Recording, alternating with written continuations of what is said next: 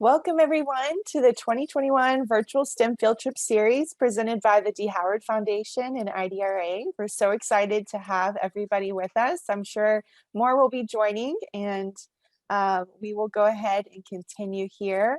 Again, this series is brought to you by the D. Howard Foundation, and joining us today is the chair, Wayne Fagan. Would you like to introduce yourself to the group? Good morning. Good morning. Wonderful to be with you. I'm Wayne Fagan. I'm chair of the D. Howard Foundation. The D. Howard Foundation is very, very honored to collaborate both with IDRA and Judson ISD. We work with Judson ISD at Olympia Elementary, JSTEM Academy, and Wagner. And this is one of the things that we're doing with Wagner, and we look forward to doing more. So thank you for the opportunity to be with you. And thanks to Mr. Garcia and his company for putting this on. I'm a huge fan of Mr. Garcia and his company, and you'll see why shortly. They're really doing some great work, inspirational work, and I think you'll enjoy it. So thank you all. Thank you, Wayne. Appreciate it. And I'm Dr. Stephanie Garcia, an education associate at the Intercultural Development Research Association, a nonprofit here in San Antonio, Texas as well, and also serving as the regional lead for the Texas Chief Science Officers Program, an international program of youth STEM ambassadors that are in grades 6 through 12. And so I'm very excited to amplify student voice and to also help support students as they are pursuing STEM careers. And that's what today is all about, is definitely learning more about a STEM career and a wonderful industry that's here in our own backyard in San Antonio, Texas. We're so lucky to have Frank Garcia, the managing partner and owner of Land Aero Group. If you'd like to introduce yourself to the group quickly. Sure, thank you. My name is Frank Garcia. I'm president and CEO of Land Aero Group here in San Antonio, Texas. We're an engineering and manufacturing group that works mainly in aerospace and space and technology and defense. My background is a mechanical engineer for about 35 years in industry, with most of my time working in the military aircraft and aerospace sector. Wow. Thank you so much. Yes, thank you so much. We know you're very busy. Thank you for making time in your day for us. I'd also love to introduce our partners over at Wagner High School and Judson ISD. Thank you, Theresa Gregg, so much for helping us coordinate this with your campus, TSTEM coordinator, and an awesome advisor for the Texas Chief Science Officer Program. Would you like to introduce yourself to the group too? Hello, I'm Theresa Gregg, and it's a very big pleasure of mine to have all of these prestigious people coming together and having our own students meet with them and talk to them. So it's exactly what we are trying to do here at Wagner, and it's coming full circle for us. Thank you very much. Thank you so much. We know you're very busy as well. Thank you so much for making time for this. And CSO Melissa, congratulations. She's an all-star student from Wagner High School. Thank you so much for joining us today. And we're looking forward to your interview later on with Land Aero. Would you like to introduce yourself to your peers? Hi, I'm CSO Melissa, and I'm representing the Wagner TSTEM Academy. I do a lot with computer science and cybersecurity, so I'm really happy to be here. Thank you. Wow, that's amazing. We're so happy that you're here with us, and we're looking forward again to meeting other Wagner High School students later on. But before we do, and before we get into the interview, we'd love to go on our virtual field trip. So if everybody can keep your hands and feet in the vehicle at all times, we're going to go ahead and start off with our virtual field trip. So hang tight as I make sure the audio is working on our video. Let me go ahead and test it first. Actually, let me make sure for sure that it's sharing the sound. Yes, awesome. I'll go ahead and push play, and then I'm going to pause it just to ensure that it's working and you guys can hear it. Okay, so give me 1 sec. Can I get a thumbs up from somebody? Is the audio, do you hear the audio? Awesome. Thanks, Melissa. I see your thumb. Thank you. Okay, I want to make this bigger. Hi, my name is Frank Garcia. I'm the managing partner and owner of Land Aero Group here in San Antonio, Texas. And welcome to our virtual tour. I'm excited to have you guys here to see our shop. And if you guys have any questions, please don't hesitate to contact us. Thank you. Good morning, Mario. Good morning, Frank. So here we have one of the nanorect parts for the camera that we helped them manufacture. Mario is our head machinist here at Land Aero Group. He will take a 3D CAD model, such as you see here, and apply tool paths on it so that we can transfer that information out to the CNC machines so we can manufacture this part. Mario's been in aerospace for about 30 years. 30 plus years. Yes, very, very, very experienced machinist and NC programmer. Good morning, Chris. Good morning, sir. This is another machinist, Chris Lynn. Yeah. Chris, how long have you been in a machinist? I've been machining about 4 years now, I want to say. Good. And I just started picking up programming over the last 2 years, and Land Aero has given me the opportunity to actually machine parts and program. So. Excellent. Yes, So before this, where were you working? I worked at a company that was an aerospace company at the airport. Made parts for Boeing and all the Airbus. So Chris, do you have any advice for any kids in high school these days who want to get involved in this type of work? I would say that find something that you're passionate about and stick to it. Work hard for it, and you can achieve anything.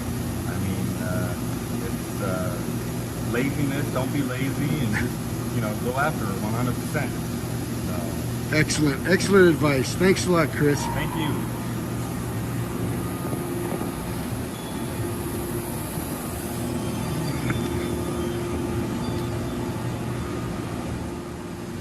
So this machine is our CNC lathe.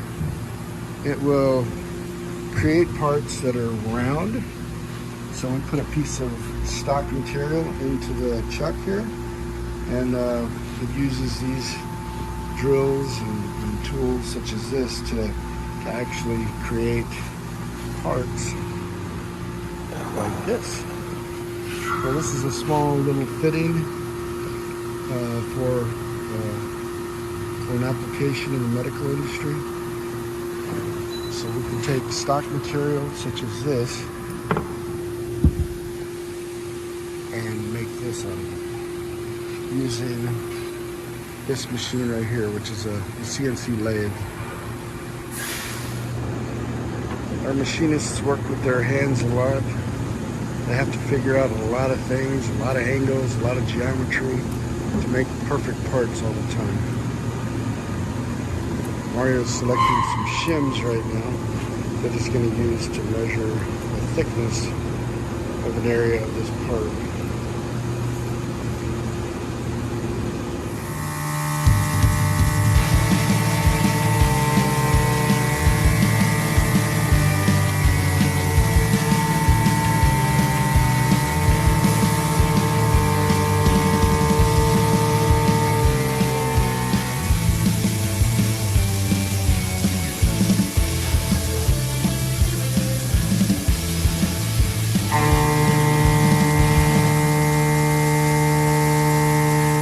We're going to walk in here to our engineering department.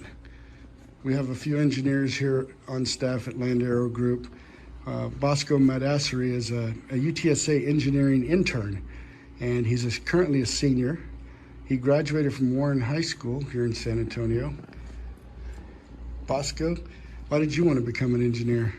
I wanted to be an engineer so that I could find solutions to problems in the world, make it a better place, things like that. Very good, very good. How long have you been here at Land Aero Group? I've been here for about 4 to 5 months. Very good. We also have Frank Garcia Jr., my son. Say hi to everybody, Frankie. Hello.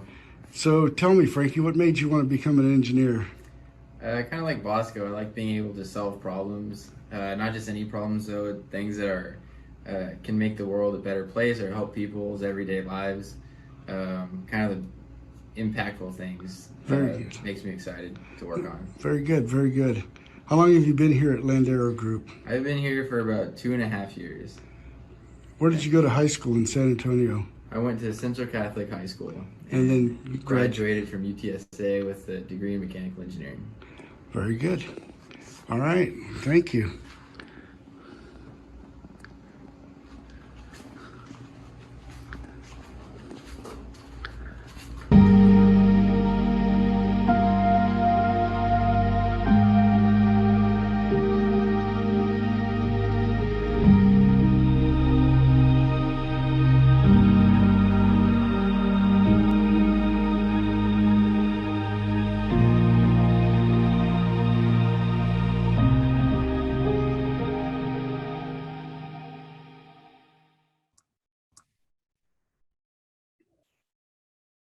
This is great. I want to thank so much Land Aero Group. As I'm transitioning back to the slideshow, I just want to say I loved Chris's advice to find something that you're passionate about and stick to it and to go after it 100%. I think that especially as high school students, maybe they can relate to kind of wanting to be in all the things that seem really interesting and things like that. But I love that you really should find kind of and hone in on what it is you're really passionate about and link up with others who also want to make a difference. I think that's really cool. It's part of your culture there at Land Aero. And go Roadrunners as well. I saw the flag.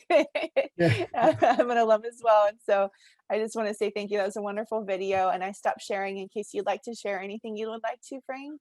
Okay, sure. Let me go ahead and share my screen here. Let's go with that one and share that. Well, welcome everybody. I appreciate the opportunity to talk to y'all. We're very, very excited to be here. I'm always open to talking about engineering to anyone. I do a lot of these for the grade schools as well. But I'm going to go ahead and start off with a quick video of this camera that we talked about a little bit in the previous video. We were fortunate enough or blessed enough to be featured in a morning show on Ken's 5. I'm going to go ahead and play this video real quick here. Well, we're calling them the San Antonio Rocket Men. A father and his son, along with some other engineers, helped to create an enclosure for a camera that was sent to space earlier last month. Now their work is being featured in a time.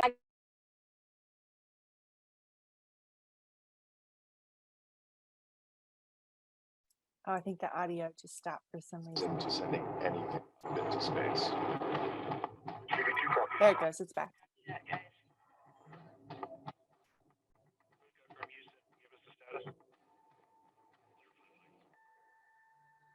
The dream was always to transport the viewer to space and feel like they have truly been to the International Space Station. Check in with Frank Garcia and his son Frankie. They're both graduates of UTSA's engineering program. Good morning, guys. Thanks for joining us this morning. Hey, good morning. Thanks for having us. Well, first of all, tell us about the project and how you guys got involved. Sure, absolutely. A company out of Houston called Nanorax was asked to develop a camera for the Felix and Paul studios. The camera was, there's two phases to this project. The camera that is currently up at the ISS will be video recording everything inside the ISS. We were tasked with manufacturing the design for the housing that the camera sits inside for outside of the ISS during spacewalks. And Frankie, tell me how that you go into creating something like that, inventing it and testing it out. So that company, Nanorax, actually, we reached out to them, saying, or we found out about their company and we found out about what they did. So they had this project and they asked us, to help with it. So they designed the actual components, and what we did was, we took the engineering drawings, the 3D models, and we turned it into real parts. Wow. We machined everything out of, aluminum and stainless steel. And this was definitely something that was one of the most challenging projects that we've done. So going into this, you need to make sure all your I's are dotted and your T's are crossed. You know, especially for anything going to space, any kind of space flight hardware, you need to have all your ducks in a row, definitely. So it was a challenge, but you know, we grew significantly and learned a lot about our processes and improved upon everything that we've done. And we were really excited and happy to be a part of it. And I know you guys mentioned as well the importance of the small business here and how hard you guys work to get to this point. Yeah, so being a small business during a pandemic is not easy. I feel for, you know, anybody out there who owns a small business or who works at a small business. I think it's definitely taken some years off my life looking for work, but it's every day is something new, and every day is just really enjoyable. And when we get to work on projects like this that, you know, go to space or are in aircraft components, it makes everything really worthwhile. And so one of our goals is to help bring back aerospace into San Antonio. So in doing this, we hope that we can inspire people to make things and, you know, make cool things, make them well. And hopefully we've done that with this project. So it's not only Houston is the only city in Texas known for space, right? Frank, before we go, we have about 30 seconds. Tell me what it feels like to be involved in such a project like this. Oh, it's very exciting. It is very exciting. We did have challenges during the pandemic here, as you can imagine. You know, we're a small company. We've got 4 people. And some, you know, one of our guys contracted COVID during this program. You know, getting material was difficult, but you know, challenges need to be overcome, and we're up on the space station now, which is very exciting. It's very exciting. Well, once again, that documentary is out. I believe there are a few episodes and they're still working on some more. So we're proud of you guys, and I can't wait to see it actually. Thank you guys so much for joining us this morning. And we will have all the information on how to watch the documentary Space Explorer ISS Experience on our website as well. Y'all have a great morning. Thank you. Thank you. Thank you. So we're really excited about that, as you can imagine. I'm going to go ahead and quickly just kind of go through this presentation, if that's okay with you guys, just to talk a little bit more about engineering and what our background was, or what you know, what we need to do to get STEM is very important. I think you guys that are and gals that are looking towards a STEM education should continue it, definitely. That's always a great field to get into, definitely. So as I mentioned before, I'm an old guy. I've got over 30 years of design and manufacturing experience. I've done consulting with a lot of major companies: Lockheed, Bell Helicopter, Northrop Grumman, Boeing, all those guys. I started out when I was young. My dad used to take me to to air shows, and that's when I really fell in love with military aircraft. That's me on the right. And I ended up getting a Bachelor of Science in Mechanical Engineering here in town at UTSA. And I went on to work. Went on to work on some of these aircraft. I'm not sure if you guys are familiar, you kids are familiar with some of these military aircraft that are out there these days, but the F-22, I worked on the Joint Combat Air Vehicle. I've also worked on Joint Strike Fighter and the F-35 and F-22. I've also been in the aircraft engine field as well here in San Antonio. Pratt & Whitney used to be here in San Antonio, and so we repaired a lot of the major engines that flew inside of these fighter aircraft. And as we mentioned before in the video, we cut our teeth on this very difficult project, but you know, we built pretty much everything you see here, just about, for this camera. This is going to sit on the robotic arm on the space station and film as the astronauts do their extravehicular activities out in space. It's going to also be featured in a documentary from Time magazine, so it's going to be pretty neat. So some of the other things, so what do engineers use a lot of? You guys, I'm sure y'all are in math class. We definitely use a lot of math. Full disclosure, I was not the greatest math student in the world. However, as Chris mentioned earlier, you know, never give up on your passion. And I got through it, and here we are today. So we do use a lot of math. We also use a lot of computers. As a matter of fact, here is a program. It's called, that you can probably download. I think there's a student versions available. This one's called Fusion 360. It's by Autodesk. I think it's free for students. You can go in there and design your own things. So look it up, check it out, download it. And there's plenty of how-tos and you know, how to use the program on the internet, on YouTube. But it's called Fusion 360. There's also another one called Onshape, ONSHAPE, that you guys can download and start using right now in high school.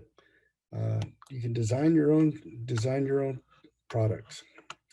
Back to here. So we use a lot of computers, a lot of simulation in aerospace. We can simulate thermal analysis, structural analysis, stress analysis, things like that to design parts and make them better.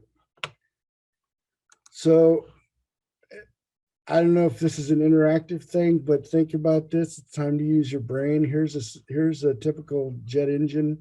You've got air that comes in through the inlet, gets compressed, and then it shoots into what's called a combustion chamber. So these combustion chambers ignite basically heat up the air and force it through this high temperature area. So these blades in this area reach extreme temperatures, okay?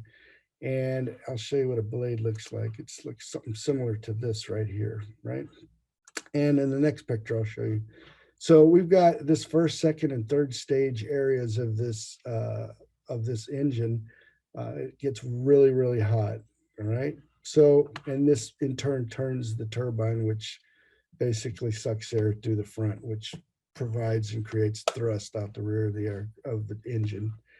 So if I'm looking at a solid blade here, you know, this is one of those blades that sit on this ring, which you can't really see too well, but this is basically a ring of blades. There's like, in this particular engine, there's probably like 92 blades in this first row, right? They get extremely hot, okay? Very, very hot. We're talking, you know, 1250 Kelvin or 1800 degrees Fahrenheit in that area, right? So these blades need to be cooled somehow, right? And when I say cool, it's just got to drop down to like, you know, somewhere in the green area, 975, which is cool for the engine. You know, it's not cool for us, but it is definitely cool enough for the engine so it won't damage the blade. What would you guys do in your design to help reduce the blade temperature at the tips? So you can see here, we've got a thermal analysis of this blade, which shows it very hot at the tip. And then as you proceed down through the blade and the platform, it cools off a little bit down to 1100 to 1125. So what do you think? Okay. Does anybody have, nobody can talk on this one? No, of course they can. Yeah, no, feel free to Come on, guys. unmute yourself, or you can jot your idea in the chat. We'd love to know your ideas. Yeah, either way. Yeah, I'll give you a minute. There's no wrong answer here. We're brainstorming. This is what we do in engineering. We see a problem and we learn how to solve the problem, right? So nice response. Liquid nitrogen. Nice. Let's see. Where's the chat? Can you see the chat, Stephanie? I can't. Yes, I've got it. So Colin was saying, hey, maybe liquid nitrogen. I don't know. Anybody else? Anybody else care to share their idea of what you would do to cool this solid blade? Anybody? All right. So liquid nitrogen, probably not in this enclosed area. Probably, I mean, it's a good idea, but I don't think that would work very well. But What if we were to make the blade hollow and actually run cooling air through the blade and out some little holes in the blade? So these are cooling slots, right? So this is what we do. We basically build an internal kind of little chamber where cooling air will flow through the blade and out the top or out the trailing edge of the blade to actually cool it down, right? So that's one thing that we do, right? And when I say cooling air, we're talking, probably around 700, 800, 900 degrees Fahrenheit. So again, it's not very cool. What else can we do? There's one other thing, which if you've ever seen the space shuttle, the bottom of the space shuttle, you can do. Anybody else? Oh, I'm already showing it to you here on the left-hand side.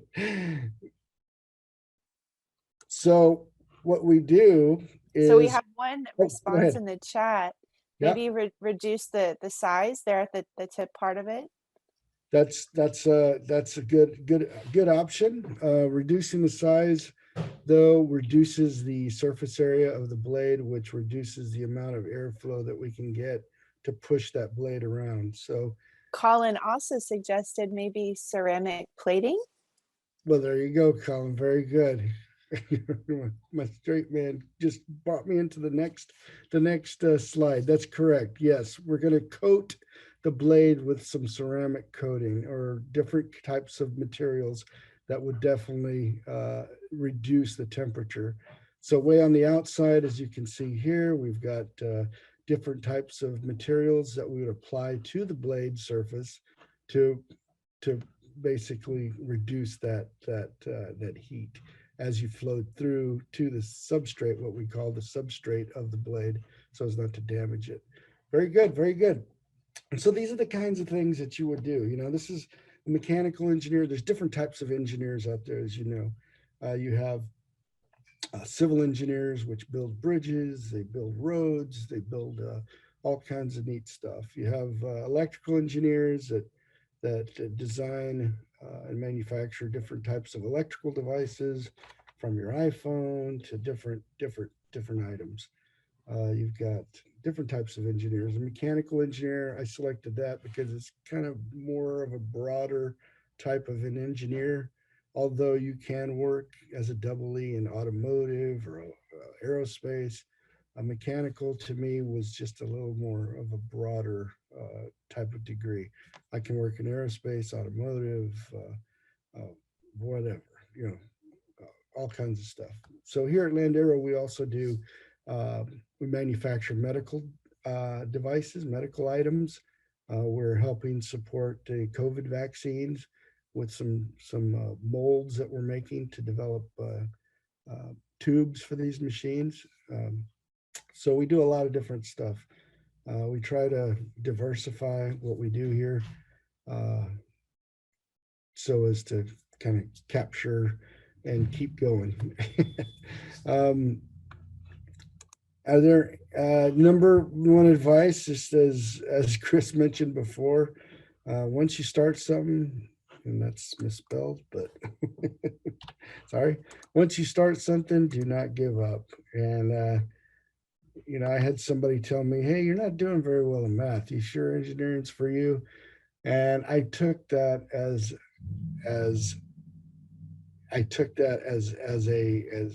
a way for me to excel. And I never forgot that to this day. I think I was a freshman in college.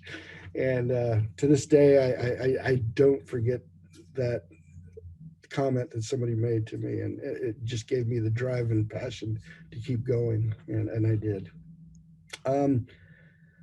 I guess at this point, do we have any questions?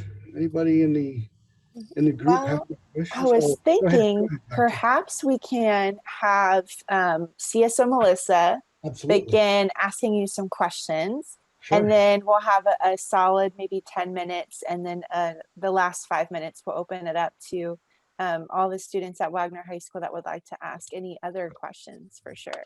So if you'd like to unshare, and then I'll go ahead and reshare something. And we'll go ahead and CSO Melissa, you've got about 10 minutes to interview Frank Garcia from Land Aero. Great, thank you so much. All right. So I see you went to the University of Texas at San Antonio. So what drew you to UTSA and their engineering program? Oh, okay, so yes, I went to UTSA. You know, I'm from San Antonio, grew up here. You know, I was part of pretty much the second graduating class of engineers at UTSA.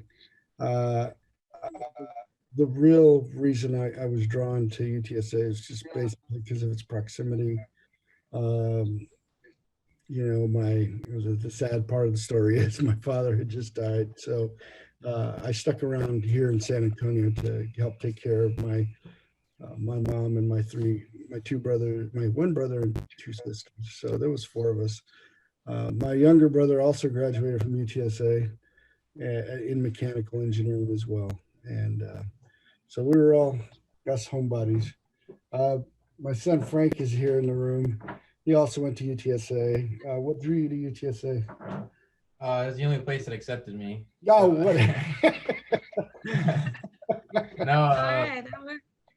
Yeah, I mean, I really liked the campus, and I knew some people that were going there, and you know, there are a lot of factors, but I really liked it there. Yeah, he actually he got accepted to UT Austin. He went to visit, and I'm not knocking UT Austin, but UTSA had some really nice new labs and facilities. That's why. Go ahead, Melissa. So I saw Land Aero's mission is to make cool things and make them well. So what does that mean to you, and what does that mean in the scope of your company? That's his motto. That's not my motto. I mean, we kind of focus on the things that excites us.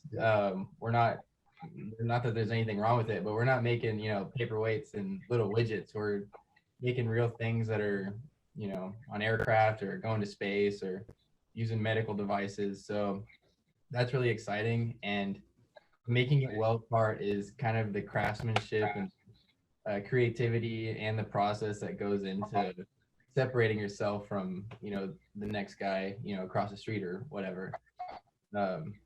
We just like to really focus and be creative and use our engineering talents to create a better process and create a better like service and product. Good answer. Awesome. So I read somewhere that Land Aero was created to shatter common misconceptions of outsourcing. Why, as mechanical engineers, did you and your company want to tackle those problems? Again, that's his. Yeah, I think like manufacturing, you know, as in a lot of other industrial areas have been kind of like in the background, like, you know, kind of behind closed doors, you know, making sausage, and people didn't really know like what was going on. But, you know, a new generation, a younger generation is starting to see like how cool it is and how advanced some of this technology is. And it's something that should be kind of put out there and spread to, you know, more people. So we're kind of wanted to bring in new technology, a lot of new processes and really young creative minds to help create something new that stands out from what used to be the standard. Wayne, I'm kind of I don't know, I'm taking it back at the young part thing. You still need us old guys, right? All right, so There's no one older than me.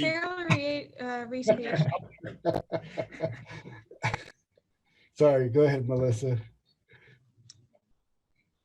Yeah, the fairly recent creation of the United States Space Force has led to some major development in space exploration research. So how does Land Aero work with space industries to further those developments?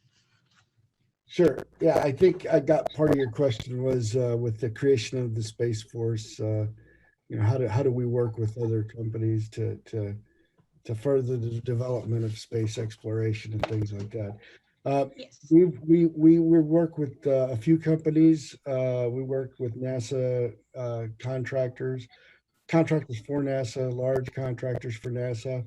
We're currently working a few projects right now, developing space flight hardware for different projects that are going on right now. What are some of the, we worked on a couple of things for the spacesuit.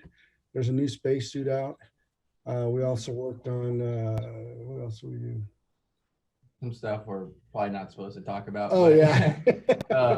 yeah, there's a lot of new things happening, and we're at the forefront of making those things. And we're kind of as a new company, we're like proving ourselves that we're right up there with anybody else, and we're looking to be better than anybody else. But at the same time, it's a good community of like you said, kind of companies helping each other to and machine shops helping each other to advance the technology in that area. So I mean, it was happening before the Space Force, and NASA's always been innovating these things, but it's good to have a real focus on funding things like that so that you can better benefit everybody's everyday lives through advances in that area. Yeah, definitely. Awesome. So where do you see your company and your service industries going in the future? Well, he's the future right here. He wants to put me in a nursing home. I'm just kidding. I'm kidding. I don't know. Just kind of focus on keeping the lights on one day, honestly. But yeah. I mean, yeah, we're mechanical engineering based, so we're not just we're not just a machine shop. Basically, we can do that, and we have a lot more capacity that we want to grow on, and a lot more skills that we want to be able to kind of merge the two together, manufacturing and engineering. So I see going down that path. Yeah, I would like to see a larger engineering group. We would like to take on more engineering work as well, design work with customers of NASA. So that's kind of where I see us in the future as well. So what are some of the core components of your job, and what kind of challenges do you face on a daily basis? I'll take this one first. Around here we wear many hats. We've got a team of 5, I believe, here, right? We have a bench of people that come in as we need them as well, who have various different skill sets.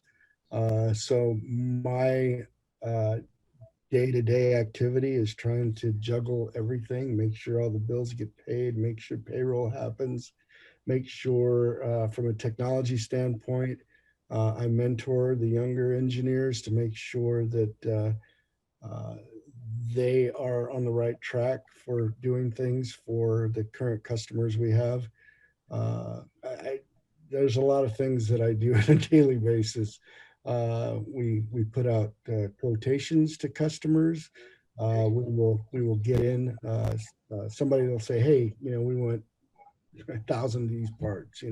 What's it going to cost to do this?" So that type of thing, those types of things are what I do on a daily basis. But I'm not afraid to do anything. I was out there masking some parts to be painted. And then I came in for this. We do a lot of different things. We run the machines. We definitely have a lot of things on our plate. There's never enough hours in the day when you're, I guess, running your own company. But don't judge the STEM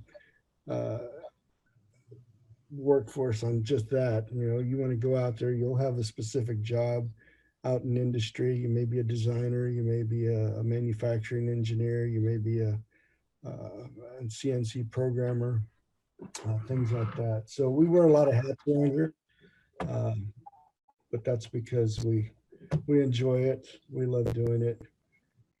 My day starts at like 6:30 and probably ends at midnight, 12:30, doing work. Yeah, that's that's a big part of it. Some of the things that I do, I guess as one of my hats is business development. So like the other week we pretty much doubled our CNC manufacturing capacity in one day. We bought three more machines. It's stuff like that every single day that like you come in and you don't know what's going to happen really. Opportunities like that kind of show themselves, and the more work you put in, the harder you work, kind of the more opportunities start coming your way. Part of it is finding new customers, seeing what is going on out in the industry and seeing what companies are developing what, and saying, hey, yeah, I want to work with these guys. They seem like we're on the same roadmap basically. But yeah, there's a lot of different things, especially as an engineer. If you're doing a lot of business side of things too, you kind of learn how to put both of those together and problem solve the business things and put financial numbers and putting a roadmap and processes together in the sense of engineering processes and operations basically. Yeah, it's a lot of business words, but I've noticed that those who have like engineering and business background can do very, very well. Yeah. Awesome. So, well, I think that's it for me. So thank you. Thank you, for taking the CSO time. Melissa. Melissa, those are very good questions. Yes, very thoughtful questions. Yes. Great job. I was scared. I was scared. Hard questions. Well, she definitely did her research beforehand. You can tell. Thank you, Yeah, Melissa. absolutely. Yes. Ask what my favorite flavor of Kool-Aid was. Well, we appreciate both of you, Frank and Frank Jr., and being here and sharing your journeys with us. I think looking at this slide here, many times STEM is taught in very like segmented, separated ways, right? You have your science class and you go to your math class and so on. But careers, it's just not that way. I mean, you mentioned the merging of the medical field and aerospace and technology and business and being a business owner here and finance and all the key factors that come together. It's very interdisciplinary. And I think that, it's so broad. STEM careers is extremely broad. And just looking at mechanical engineering and some of the things you mentioned, Frank, of how that's kind of a key, your preference of what you wanted to get a degree in, because it's such a broad industry. You could go in many different pathways just with that one degree. And we're hearing that and seeing how evident that is there at Land Aero. And, I love that you were encouraging our students not to give up in mathematics, because, it's a language that we all need to be very proficient in. And it's very crucial to engineering work. And even though it's difficult, don't give up, keep persevering. We know some of you might be, trying to pursue or graduate with a STEM endorsement, and we know how challenging that could be because of your advanced coursework, but it's all going to prepare you for your college and career endeavors. And so we truly appreciate the advice that you've given all of our students today. We know that it's about to be 12:15, but if any questions come along the way, Ms. Gregg, feel free to send them to us and we can definitely forward them off to Land Aero. And this is just the start, I think, of a great friendship. And I just appreciate everybody's time and your willingness to carve out time for this, because this was truly fun. We wish it could be in person, but we thank you so much for making this happen virtually with us. Well, thank you guys so much, and good luck to everybody, and keep it going. Thank you. Thank you so much. Wayne, you want to say something? All right. Yeah, well, first, thank you all. And just as an aside, the reason I'm a lawyer was because I was not good in math. Oh, Wayne.